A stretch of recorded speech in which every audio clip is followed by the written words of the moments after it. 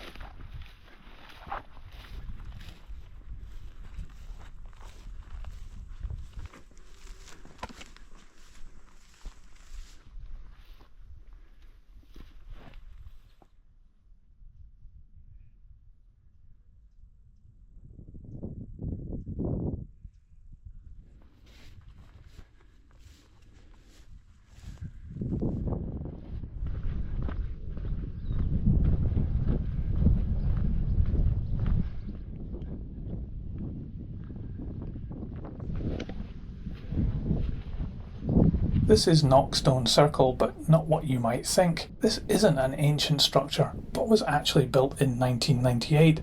It was built as a surprise 50th birthday gift by a farmer's son for his father James Potter, and it would seem that both he and his wife Elizabeth are buried in the centre of the circle.